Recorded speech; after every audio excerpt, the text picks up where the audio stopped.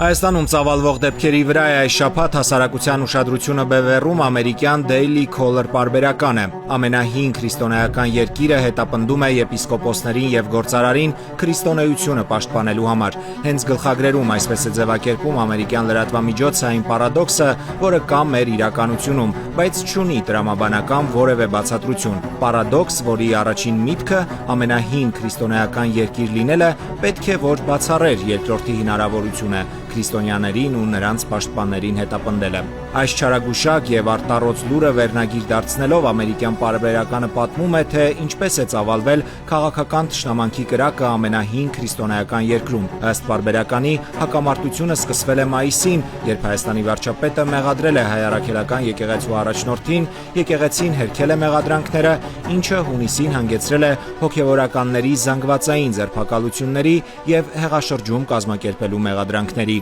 Ձերբակալվածների թվում է հայտնվել Հայաստանի ամենահարուստ մարդկանցից մեկը Սամվել Կարապետյանը, որը ավելի վաղ վարչապետին մեղադրել էր երկրի առաջատար կրոնական կառույցի բացահայտ հետապնդման մեջ։ Միլիարդատերը հայտարարել էր. «Քանի որ ես միշտ եղել եմ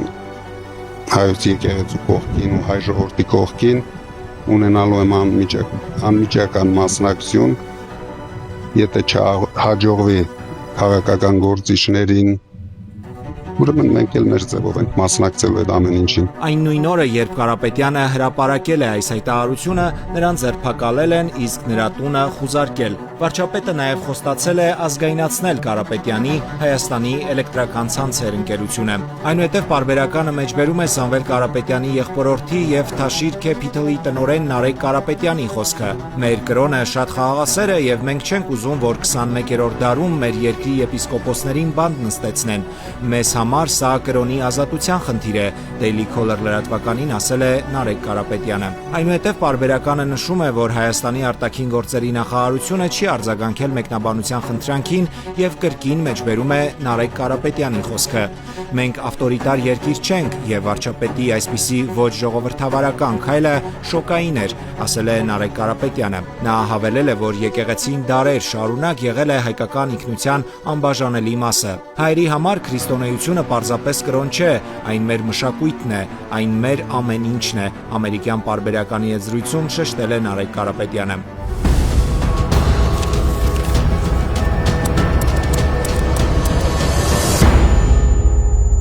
Հայաստանյան լրատվամիջոցները եւս շարունակում են ուշադրության կենտրոնում պահել խոշոր գործարար Սամվել Կարապետյանի կալանքի շուրջ զարգացումները եւ նրա նոր ձևավորված թիմի մուտքը քաղաքական ասպարեզ։ Սամվել Կարապետյանի գլխավորած նոր քաղաքական ուժը հաջողության հասնելու մեծ ներուժ ունի եւ աջակցություն, 5-րդ ալիքի հայլու լրատվականին ասում է քաղաքագետ Ալեն Ղևոնդյանը։ Այդ թիմը նրա խոսքով շեշտը դնում է արժանապատիվ հայի վրա, որը ցանկանում է աշխատել ու լավ ապրել եւ այդ առումով իրենք բավական լուրջ մրցակից են գործող վարչապետին։ Տնտեսական շեշտադրումը դառնալու է Սամվել Կարապետյանի թիմի հաջողության բանալին, որովհետև մարդիկ հոգնել են քաղաքական դատարկախոսությունից ու բացասական լուրերից, ասում է քաղաքագետը։ Սամվել Կարապետյանի ազդեցության իրական մասշտաբը քաղաքագետի պնդմամբ կտեսնենք, երբ գործի դրվեն քաղաքական տեխնոլոգիաները։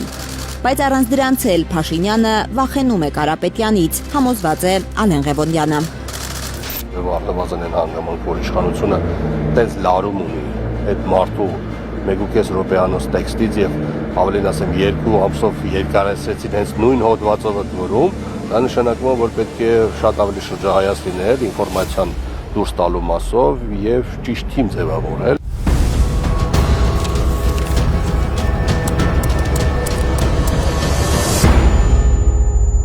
Սամվել Կարապետյանի գլխավորած նոր ուժի տեղն ու դերը մեր քաղաքական դաշտում այս շաբաթ փորձում էին պարզել նաև ԻՏԵՍ մեդիայի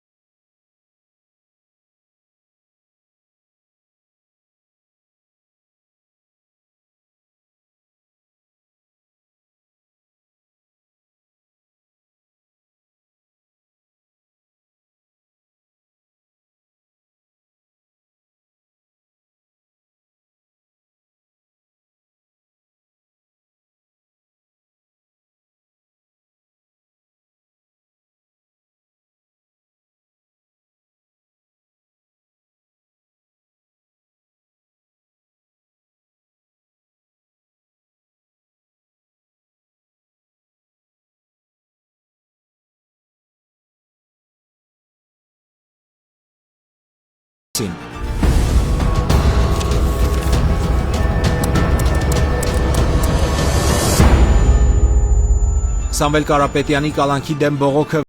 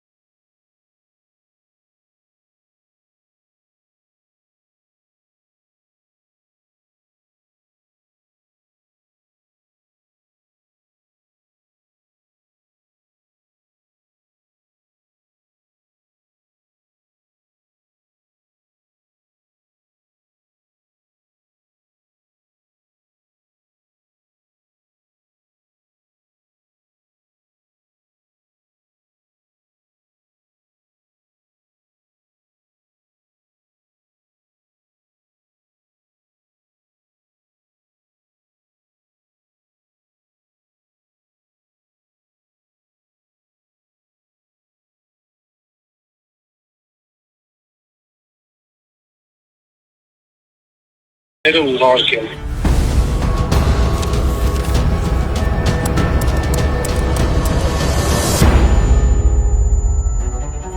Ավելի քան 2 ամիս ապօրինի կալանավորված Սամվել Կարապետյանի նկատմամբ իշխանության վախերը ավելի ու ավելի են մեծանում, գրում է Հրապարակ օրաթերթը։ Իրավապահ մարմիններում թերթի աղբյուրները տեղեկացրել են, որ քաղաքական իշխանությունից հրահանգ ունեն Սամվել Կարապետյանից դարի հանցագործ կերտել։ Քննում են Կարապետյանի 7 պորտը, գործին ներգրավված է նաև պետք համակարգը, հայտնում է Հրապարակը։ Իրավապահ մարմիններում թերթի աղբյուրները նաև ասել են, որ սխեմաներ են գծում, որով հանրությանը փորձելու են հավատացնել, թե Կարապետյանը միլիարդներ է պետությունից ստացել, բայց ոչ մի կոպեկ չի ծախսել հեծի վրա։ Հնարավոր է նոր ձերբակալություններ լինեն եւ հեծի եւ Կարապետյանի մերձավորների շրջանում, ասել է Հրապարակի աղբյուրը։ Այն փաստը, որ Փաշինյանի կառավարությունը 3.2 միլիոն դոլար է հատկացրել հեծի արբիտրաժային հայցից պաշտպանվելու համար, առաջացնում է քաղաքացիների վրդովմունքն ու զայրույթը։ Հայլուրի թղթակցին նրանք ասել են, որ բյուջեի միջոցներից մսխվող այդ ահռելի ծախսը հերթական անգամ վճարելու են իրենք սեփական գրպանից։ Իրան պետք է ասեն այդ 3.5 միլիոն դոլարը, որ հաստատ ունի, չեմ կասկածում, որ ունի դրանց կանալ, ավել դերի տնի տեղը։ Եթե նա մեր բյուջեից բոլորիս վճարած փողերով նա ապրում է շքեղ, որը որ լրիվ անօրինական է, էլ մնացած էլ ինչ ենք ուզում։ Պատերազմի ժամանակ քանի 100 միլիոն կերավ, ասեց կորել է։ Այս մյուսն էլ պետք է մեր բյուջեից վերցնեն, իրանք ման գան։ Կարելի է ուրիշ տեղ օգտագործել այդ գումարը։ Իրավաբանները շատ ցածր են գնահատում Ստոկհոլմի արբիտրաժում հաջողության հասնելու կառավարության շանսերը։ Փաստաբան Ռուբեն Մելիքյանը եւս վստահ է, որքան էլ ծախսի կառավարությունը, ինչ ընկերություն էլ ներգրավի իր պաշտպանության համար, միևնույնն է, պարտվելու է։ Դրանից ավելի պարտված գործ ես չեմ պատկերացնում։ Հեծը ոչ թե պետականացնում, այլ կուսակցականացնում է Նիկոլ Փաշինյանը 2026-ի խորհրդարանական ընտրությունների շեմին։ Կառավարության քայլերի բուն նպատակը ձևակերպում է Ռուբեն Մելիքյանը։ Հեծը դառնում է այս ընթացքում ԿՊ-ի ինչ-որ նախընտրական շտաբ։ Ինչքան ԿՊ-ական կա, որ աշխատանք չուներ, տտարան այդտեղ։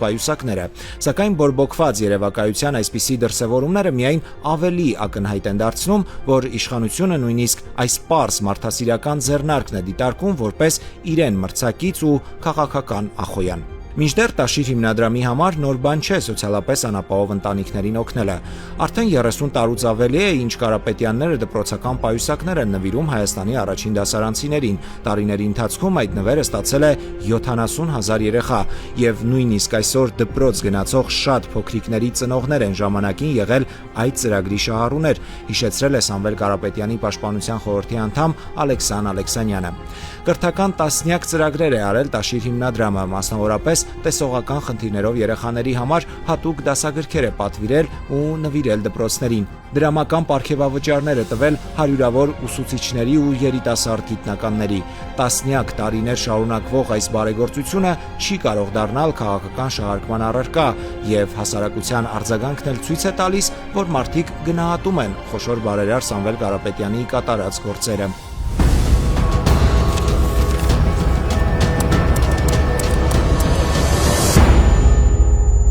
Այսօր ուզում եմ ձեզ պատմել, թե ինչ լավ բաներ է արել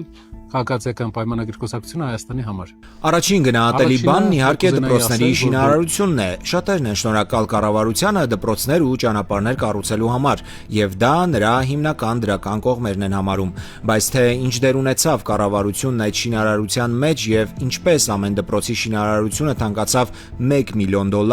բացահայտում է Նարեկ Կարապետյանը։ Մինչև 2024 թվականն ամեն բան ընթանում էր սահմանված կարգով, բայց տարվա սկզբին վարչապետը որոշեց այցելել դպրոցներ եւ նրա հայտնվելով տեղի ունեցավ հայտնի կախիչ օպերացիան։ Նա քաշեց կախիչը ընկավ, նայեց դպրոցների աշխատանքները, խիստ նկատողություններ տվեց պատկան մարմիններին, քաղաքաշինության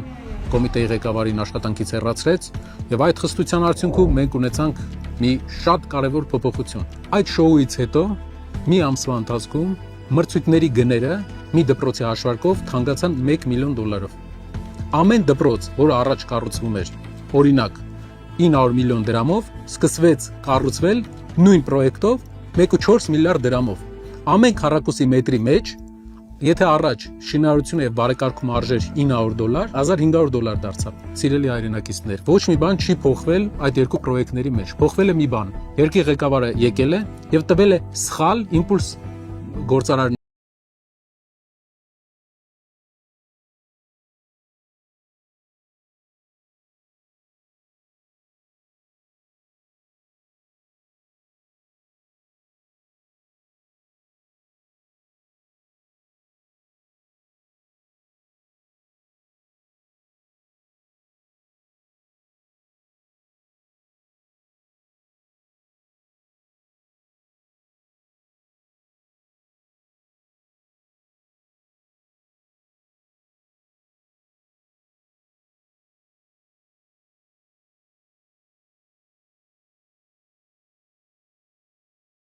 կառուցվող մոտ 500 կիլոմետրը տարփողվում է որպես շատ լավ ցուցանիշ, բայց օրինակ Վրաստանի կառավարությունը, որին մեր արևմտամետ գործընկերները շատ են անուն դնում, տարին 1000 կիլոմետր ճանապարհ է սարքում, նկատել է տալիս Նարեկ Կարապետյանը։ Հայաստանի կառավարությունը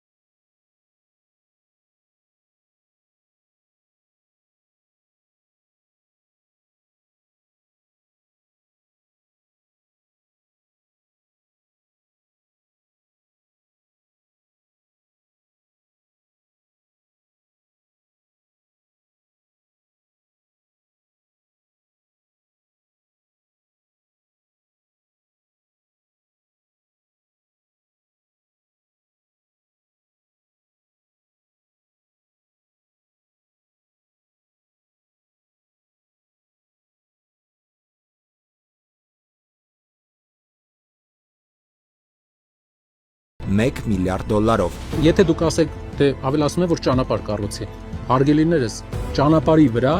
այս կառավարությունը տարին ճանապարհի շինարարության վրա, որը 330 կիլոմետր է եղել, մենակ շինարարությունը, ծախսել ընդամենը $130 միլիոն։ Մինչդեռ պետական պարտքի միայն սպասարկումը 2024-ին մեր երկրի վրա նստել է մոտ 720 միլիարդ դրամ, գրեթե բանակի չափ ծախս, որն ավելի է աճելու մեծ խոստումների նախընտրական տարում։ Արդեն քննարկվում է, որ եւս 200 միլիոն, 300 միլիոն դոլար ավել կլինի 1.2-1.3 միլիարդ, մինչև վտանգ կա, որ կարող է աճել։ Պարտքի վրա հիմնված տնտեսական քաղաքականության համար վճարելու ենք մենք, յուրաքանչյուր քաղաքացի, ասում է Նարեկ Կարապետյանը։ Նրա առաջարկած լուծումը ներդրումներն են արտադրական հզորությունների մեջ եւ դրանց առաջացրած եկամուտները։ Այդ ծրագիրը նա ներկայացրել է Վանաձորի զարգացման նախագծում։